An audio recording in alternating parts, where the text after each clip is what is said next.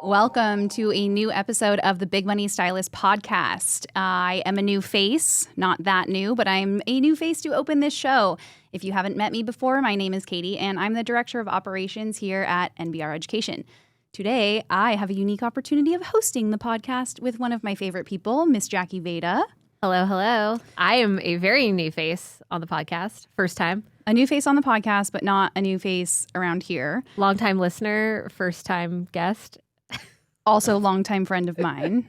So Yes. This could get weird. We don't know. It probably will. Each week I on hope this, it does. it probably already did. I'm just kidding. Each week on the podcast, we try to bring you some tips, tricks for both in front of the chair and behind the chair, but also just a little bit more of the insight of the mindset that goes into just the life of being a hairstylist and mainly the life of being an MBR artist, wouldn't you say? I would definitely agree with those statements. So our topic today, I don't remember what it is. Jacqui does. To grow, you have to leap. This is actually the perfect topic for the two of us to discuss together because we've actually been friends for over 20 years, I think. We're right around that 20-year mark, I think. Yeah. Yeah. Okay, we're not going to age ourselves. Good call. But I'll say, like, leading into this podcast, I was like, wow, I can think of so many different times in which I've seen Jacqui make this leap in a different way, shape, or form in her life. And then there's times when she's seen me do that. So before we get into that, Jacqui, tell everybody just a little bit about yourself and how you came to NBR. Oh my gosh. Okay. So I've been doing hair for a little over 20 years now. And I've done extensions that whole time, all different methods, all the ones that you can think of. And Katie and I were the only ones that did extensions at our last salon that we worked at together. And when she and Crystal discovered MBR, it was like, what is this witchcraft that's happening? We didn't believe it. We didn't believe that it could be as amazing as it truly is. We thought we could figure it out ourselves, and that was a lie. And so after Katie and Crystal took their first education, BMS Con 1, they came back full of Kool-Aid and sprinkled some of that Kool-Aid dust on me. And I was like, yes, give me more Kool-Aid. And so then I took my first education just a few months later. And then I was hooked as well. So when the opportunity presented itself to work at the mothership of DKW Styling Salon, I jumped on it.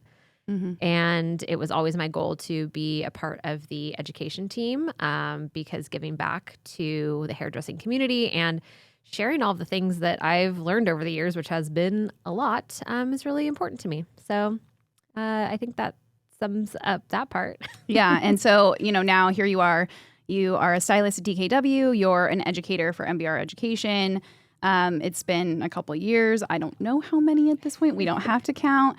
And I think a big misconception that we still get today is that because we work at DKW or because we're involved with MBR Education, that we don't actually ever have these moments of having to leap or having to, push through that glass ceiling or having these hard moments where you're like, okay, am I committed? Do I see the vision? Is this what I really want? Yes, I'm so scared. Just do it.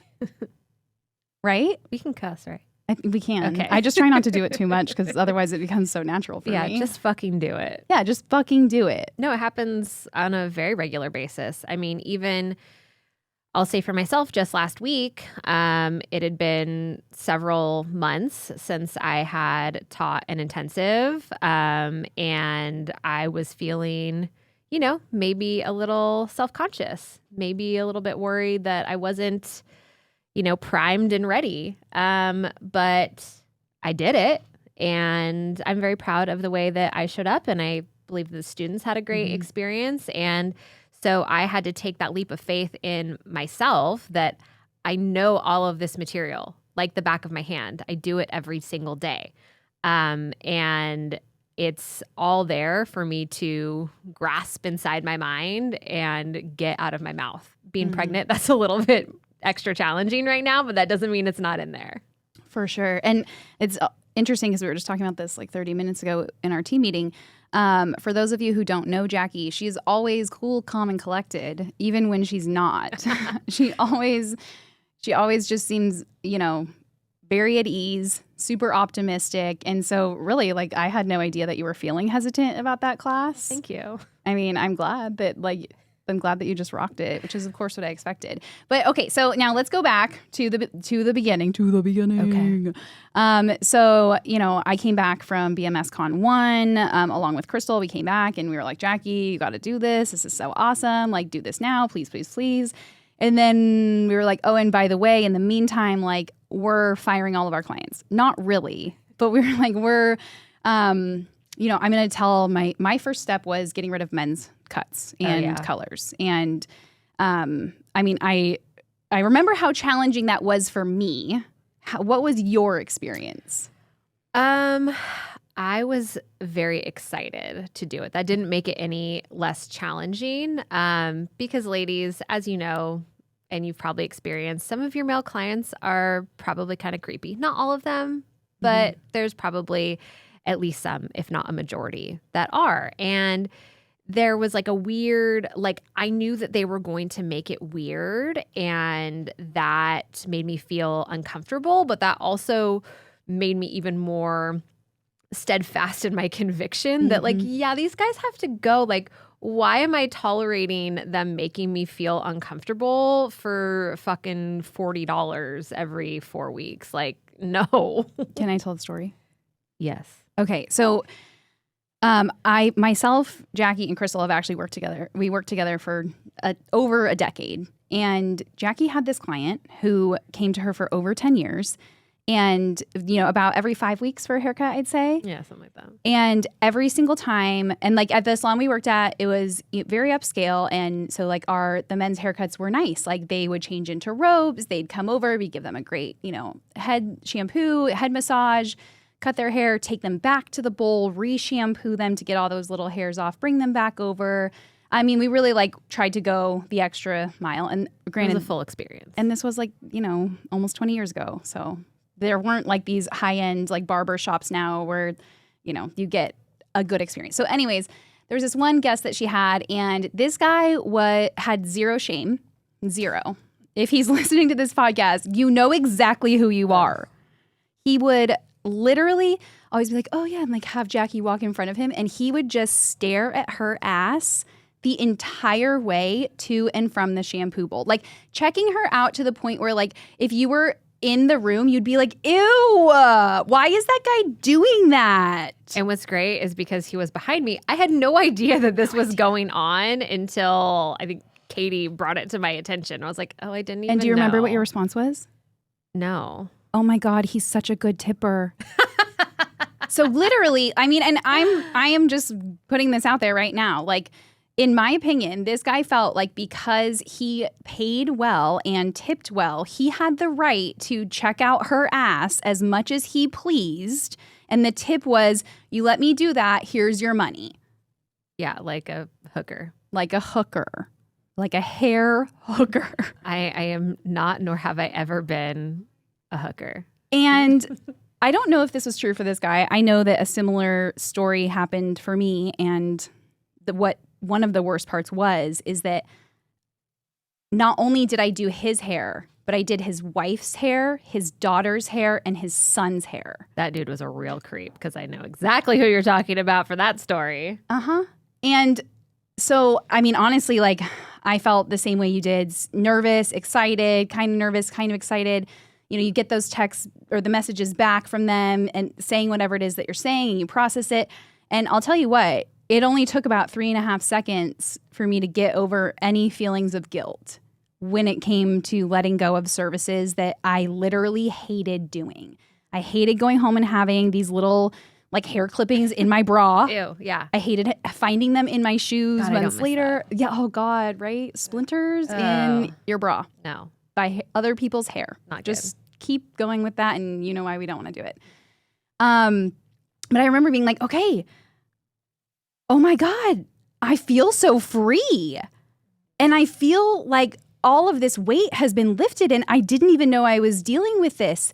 And then I was like, oh my God, I'm going to have no money. Oh my God. And then I looked at my books and I was like, oh my God, there's so many clients. Oh my God, how am I going to do all these clients? Ah! Yeah, There were still too many clients. There were still too many clients. And I mean, for me, like, it was a huge eye-opening experience of like, I determine my life. I determine my happiness. I determine my path. And every single day I'm living my life.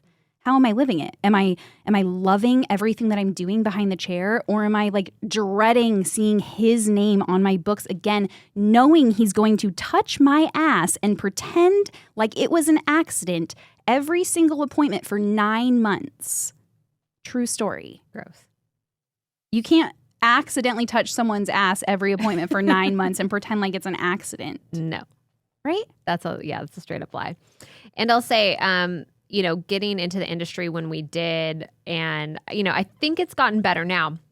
But anyways, the whole, attitude was that, you take whatever service. Like I can actually recall being told that we are public servants. Oh, yeah.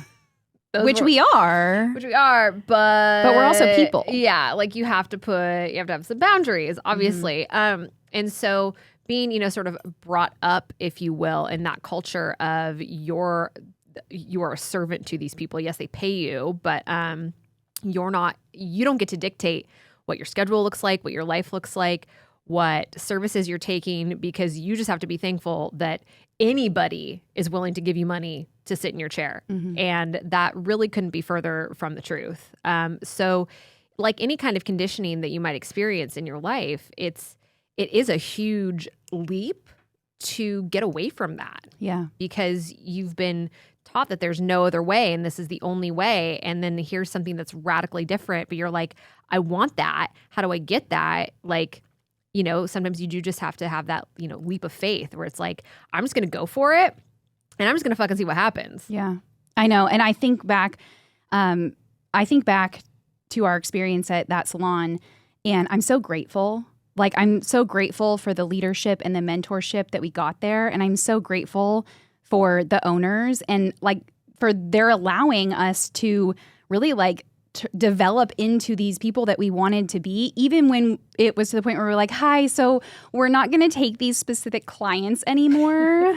And I mean, they really just embraced it. So if any of you are not looking for hair extensions and you live in the Orange County area, I'm just going to give a shout out to Daniel Michael Salon and San Juan Capistrano. Because honestly, like, without these leaders who allowed us to take those leaps, it would have been a lot harder to follow that voice that was like, you want this different life. You can have it. Like, it's right there. Just do it. Yeah, absolutely. Like we really did have a great space to grow as artists and as people. We were given a lot of freedom. Yeah. And so now, here we are. Jacqui is the most full-time stylist at DKW.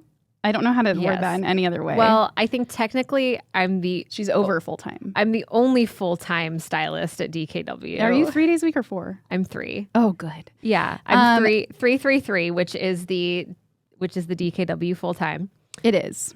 So she also spent I'm the only one. 10 years in stilettos behind the chair. Oh God, I can't do that I'm anymore. not sure how she still stands to this day. But I'll tell you that Jacqui's work ethic is honestly just as great as her everyday demeanor. She's cool, calm, and collected. She's always pleasant. It doesn't matter if she's having a bad day. Like, she leaves that at the door and she makes it all about her guests. Yet, she chooses to take 3 guests in a day without any overlap.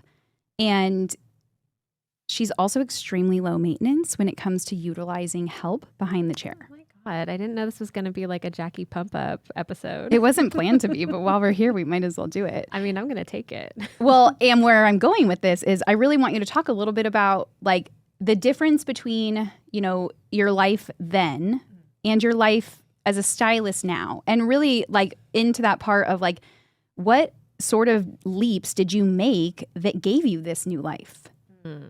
Okay, so let's see. Maybe about 6 months before I started at DKW, I took on my own assistant at my last salon. But I was following, the more traditional model with an assistant where I was consistently double booking for the first time. And I was really learning how to utilize my own assistant to like my max benefit. So then coming to DKW, and now I'm only doing MBR because I was never got to the point where I was MBR exclusive before coming to DKW. I really took the things that I learned by that time having my own assistant, because though I definitely put him through the ringer, there was a lot of things that he couldn't do. So I still had to do a lot. So I think that I take that same attitude with the assistants now. I mean, I've definitely gotten more comfortable with handing off more tasks. I'm not going to pretend that I don't, but I always try to be mindful of what do I really need them to do. I'm mindful of the other stylists in the salon. And I really did have to, shift my mindset to that it's like, in a couple different ways. In one, that I do have access to a really talented team of people to lean on, and that I don't have to take everything on myself. Like, I can't trust somebody else to do the work. Like, that's been a huge mindset shift for me. Mm-hmm. And then number 2, I don't remember because I'm pregnant. It's a real thing, pregnancy brain. But I think that was the most important point that I wanted to make, because it's taking ownership of the appointment. And again, it's just like taking ownership of your life, because you can hire an assistant, but if you don't utilize them in the right ways, are they actually making you more efficient or effective, or do you just have a buddy hanging out with you behind the chair? Yes, thank you for wrapping that up for me, Katie. I mean, that's what I took from your share. So your pregnancy brain got it. Yeah, that's good. Yeah, and that does translate into other areas of my life too, where I'm constantly looking for ways to be more efficient, and utilize the different, tools and people that I have at my disposal. And knowing that I don't have to do anything alone, I think is like such a blessing. And it's a way of thinking that I haven't always felt comfortable having. So, I believe that the skills that I've learned through being involved, with this company has helped me develop those other areas of my life outside of the salon as well, where it's like, no, I can take control. I can take ownership. And that's not only okay, but it's going to be really beneficial to me and the other people that are close to me in my life. Well, and it's also making me think, like, here you are, you're pregnant with your first child. That was a leap. Fuck yeah. I mean, you obviously know how it happened, but, it was still a leap. So how are you showing up for yourself now that maybe is a surprise to you, or maybe, you wouldn't have expected? You know what? I'm allowing myself a lot more grace and a lot more time to rest, and I'm relying on others even more, where even at the salon, sometimes the assistants have to tell me to sit down, that they've got it, because I'm like, there's still that tiny part of me that feels bad, where I'm like, no, I'm capable. I have the time. And they're like, just sit down. We got you. Mm-hmm. And so I'm really being like, okay, you know what? Like, you're right. Like, I do need to make sure that I am taking care of my body so that I can keep doing this till my maternity leave. Mm-hmm. And on my days off, like, if there's a day that I feel like I need to just be on the couch all day, I do it. And in the past, I would have really beat myself up for that. But now I'm just like, hey, this is where I'm at in my life, and I need to tune in to the things that my body is telling me. And I need to listen to that, because otherwise I'm probably going to regret it later. Oh, yeah, for sure. Like 100% for sure. Okay, so now I want to go back to the intensive that you brought up a little bit ago. So for those of you who don't know, intensives are 2-day classes that happen here at our HQ.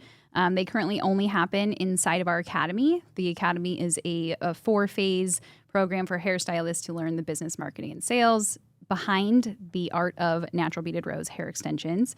It can be completed in less than a year. And within that, you actually come out to our headquarters twice once inside of the first phase and once inside of the third phase for these intensives. So which were you teaching a phase 1 or phase 3? Phase 1. Okay, so phase 1 is so unique. Yes.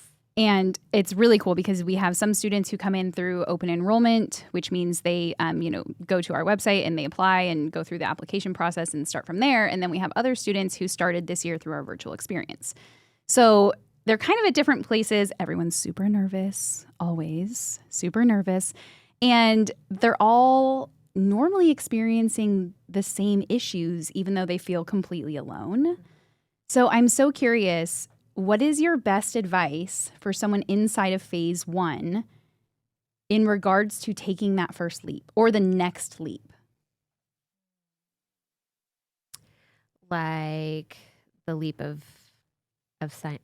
like coming to their intensive, or like after the intensive? Oh, so like during their intensive. During their intensive. Yeah. Because think back to when you're in that intensive, yes, where they're at, the things that you're hearing, like what's the number one thing that you want to be like, if you just do this right.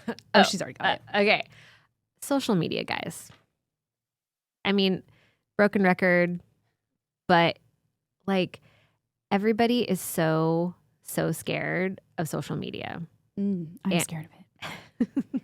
Hey, it can be a scary place. I'm not going to say that it can't, but it's definitely not as scary as you've built it up in your head to be. 100%.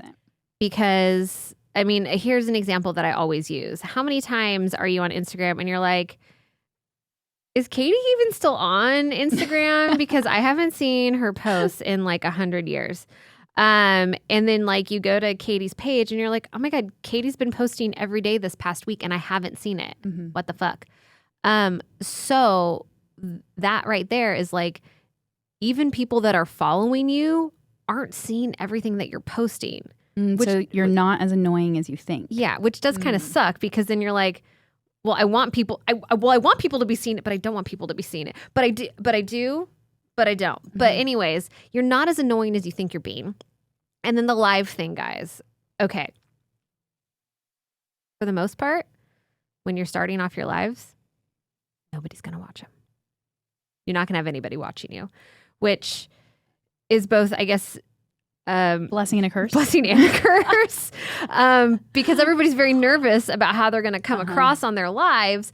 But I'm telling you that most people aren't going to see it. So really, what you need to change your mindset to is that this is practice for you to get comfortable just talking to the camera.